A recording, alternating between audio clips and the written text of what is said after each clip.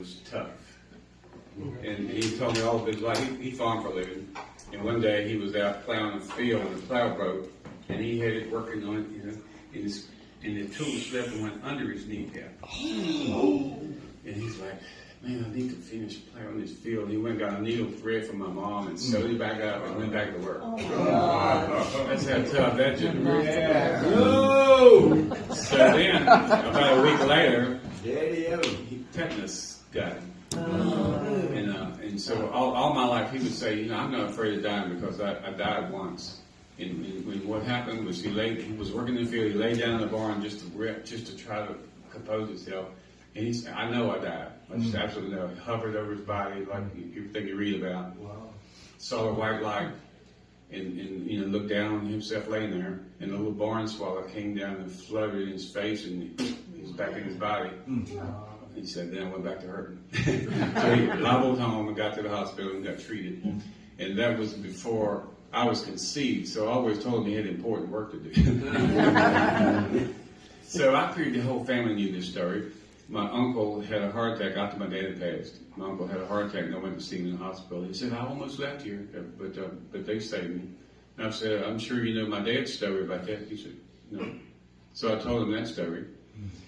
And he said, well, I got one for you. My mother, which was my grandmother, she had 14 children. My dad was one of 14 children. And she had complications during childbirth of her 8th child and was pronounced dead during delivery, covered with a sheet. And she come back and said, God whispered in my ear that I had important work to do and I had more children to bear. Boom, she's back in the body, kicked the sheet off, and the doctor's like, she's alive. So there's 2 people in my family that had near-death experience. So I'm coming from hearing that from my uncle and called my brother, my one surviving brother. I said, did Dad ever tell you that story? He said, no. I said, do you know that Grandma had that same thing? No. But I got one for you. My oldest brother was, when he was in the hospital, his last days in the hospital, he was coded one night. And they brought him back around, and he said, give me something to sign it because I don't want to come back. It was the most peaceful, joyful place I've ever seen in my life. I don't want to come back. So this song, I wrote this song about those 3 little family incidences.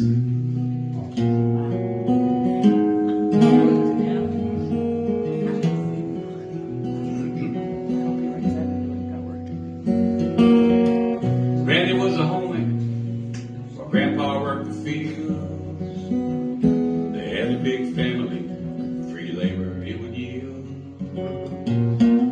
She was having number 8 of her 14. There were complications, worse than Doc had ever seen. When they covered her with that blanket that night, it's when she saw the white light. She told us that God whispered in her ear. She had things to do and more children to bear. In an instant, she was right back in her place, a big smile on her face.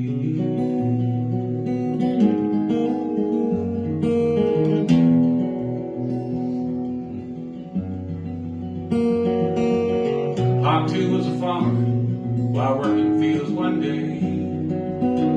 Rusty tool slipped and cut his knee, but he finished anyway. 1 week later, the tetanus had set in. Body started to ache, the color left his skin. When he laid down, he thought he lost the fight. That's when he saw the white light. Then he told us that God whispered in his ear. He had things to do, more children to bear. In an instant, he was right back in his place, a big smile on his face.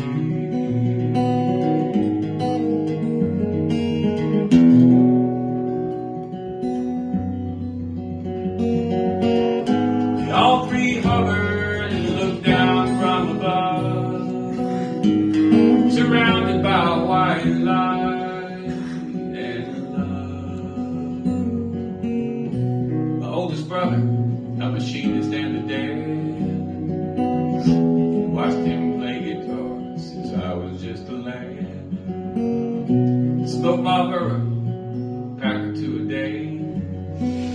He liked his old Milwaukee, no matter what you say. When his habits took away his breath one night, it's when he saw the white light. Then he told us that God whispered in his ear, it was time to come